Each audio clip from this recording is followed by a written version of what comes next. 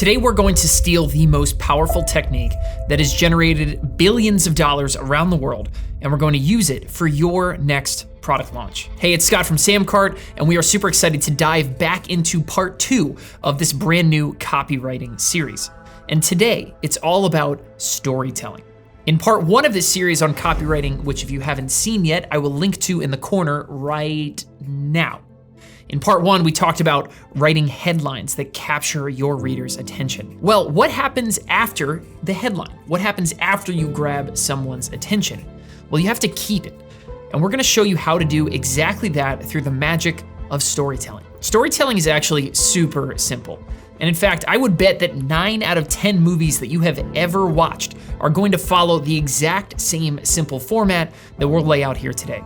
And once I lay all this out here, you are going to start recognizing this pattern in absolutely everything you watch, from movies to TV to even podcasts, audiobooks, all of it follows a very, very similar format. But when it comes to writing compelling stories, the only thing you really need is what we call the 3-act structure. The 3-act structure includes the setup, the conflict, and the resolution.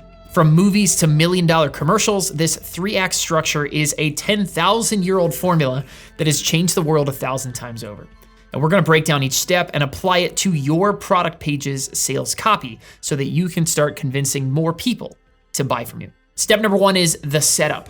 Like every great movie, our hero starts out like any normal person, not a care in the world until suddenly, a problem arises, the sky fills up with dark clouds, the wind picks up, and we are faced with our main problem of the story. Your customers have their own sets of problems, and it's our job to tell their story through your sales page. Maybe you are your own customer, and you face the exact same problems your customer faces every day. So tell your story. You are the hero. What were you dealing with in life? How was everything before this problem showed its face? And from our first video of this series, always frame your story in a way that appeals to your buyer's self-interest. You want them thinking, oh wow, that person is just like me. In the Copywriter's Handbook, Robert describes the main reasons why someone buys something: to be liked, to be right, to make money, to save money, or for the convenience that it will bring them. So what's the core motivator for your customers to buy? And now that you've described the problem so that it resonates with your buyers, it's time to toss in some conflict. And this part of your product story is where the stakes get raised. The tension increases. What would your buyer's life be like if this problem persisted or even got worse? You can write all about the ways that you went about solving this problem. I tried this, I tried that, and then when it became completely hopeless and I didn't know where else to turn, until all of a sudden, your product appears. Your buyer starts to imagine a world where this problem never gets solved. That fear drives them to seek a way out, which brings us to the resolution. It's funny to say, but you or your product are the resolution. Your product is the solution to their problems. If you've done your job in the first 2 acts, then you've won your buyers over by aligning with their viewpoint and describing their problem perfectly.